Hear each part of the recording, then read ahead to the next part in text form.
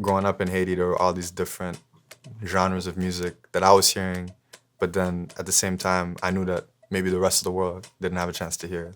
The instruments, the rhythms, the energy, it's all very distinctly Haitian. This track captures, I think, the essence of what the streets in Haiti sound like. The sounds, the textures, the life. And that's what this was really all about, was just capturing that moment, because that's what I felt.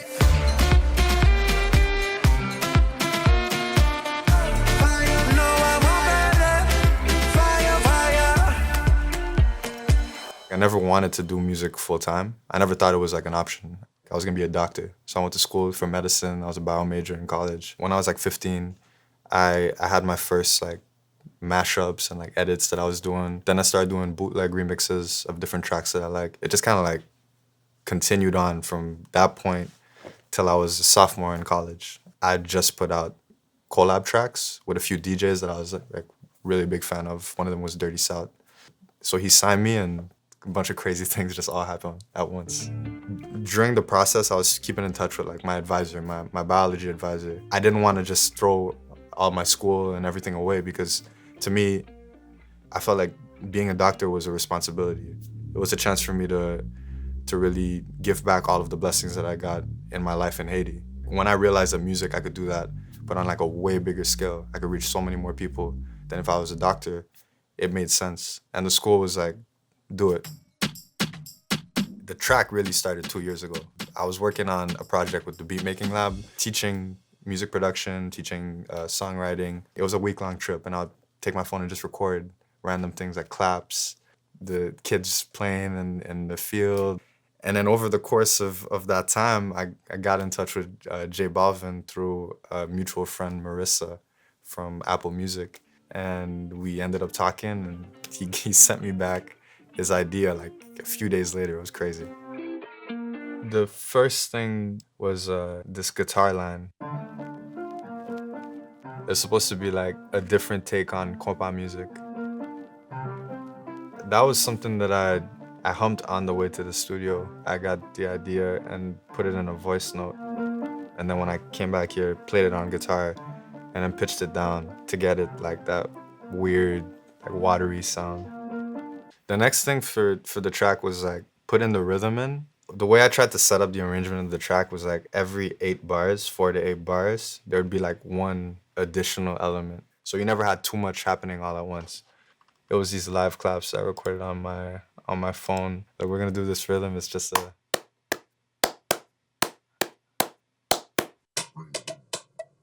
You hear the metronome, because it was actually really hard to get everything on beat. So we just kept the metronome in. And then added more high def claps so it filled it out.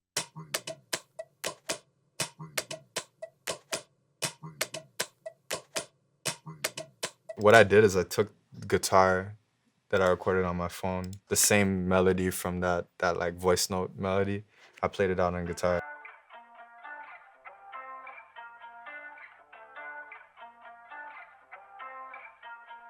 So now you got rhythm and the music. The next thing that comes in is actually the vocal. The vocal dropped in at that section.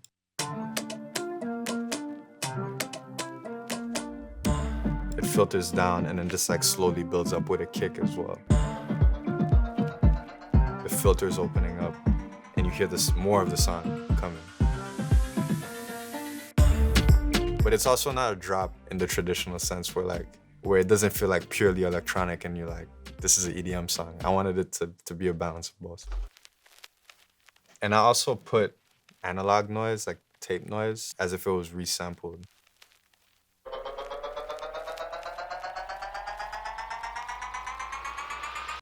I played out one note and I put a like pitch shifter on it, so it went from low to high.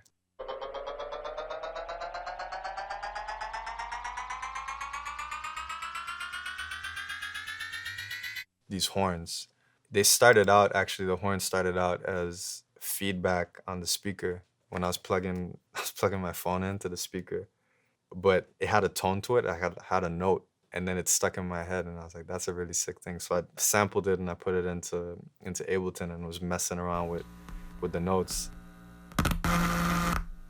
Pitched that. What I would use was like Simpler. Simpler just lets you like put any sound into this like interface and then lets you play it out like a piano.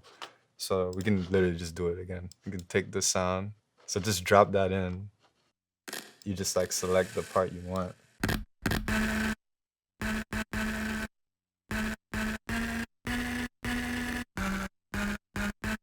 So I was like, how do I take that aggressiveness and still have melody and for it to sound good? And my friend Alan was with us for the project, so I asked him, could you play it on your saxophone? But like play it loud so it sounds distorted and it sounds weird.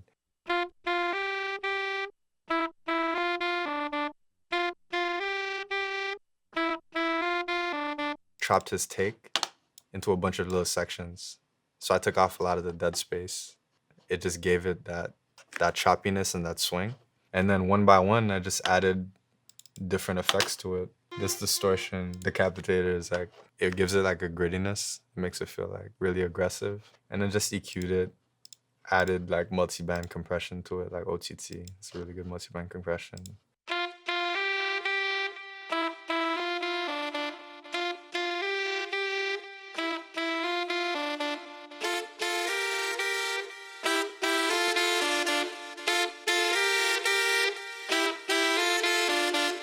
The horn comes in with the drop, and the drop has the drums filled out.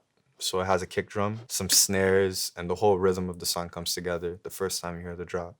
There's like a rah-rah band, recorded a rah-rah band, but I wanted to find a way to take those sounds and then mix them with hip hop. There's no bass, but there's all these drums, and that's what a rah-rah band is. When you hear a rah-rah band, it's a horn, it's drums, and it's people's voices like yelling, like foot stomps. And so I sampled all these different sounds that represented a rah-rah band. And then mixed them with like a EDM kick and the claps from earlier and put that all together. I think that's what made the swing of this so cool, and it feels alive. So it's like a wall of sound, like crazy amount of sounds.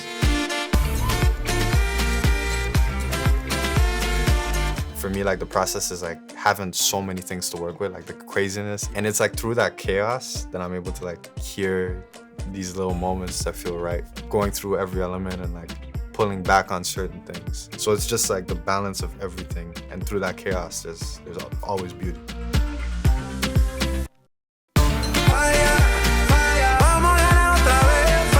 After we had made Positivo, J Balvin, he called me and he was like, there's a chance that there might be something with the World Cup.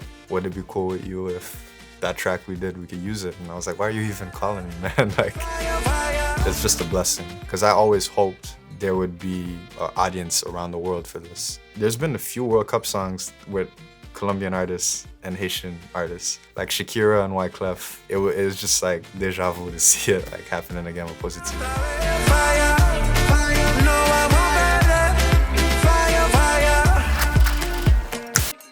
Started doing bootleg remixes of different tracks that I like. And the first big one I think was actually, it was for Angus and Julia Stone. I did a track called Big Jet Plane.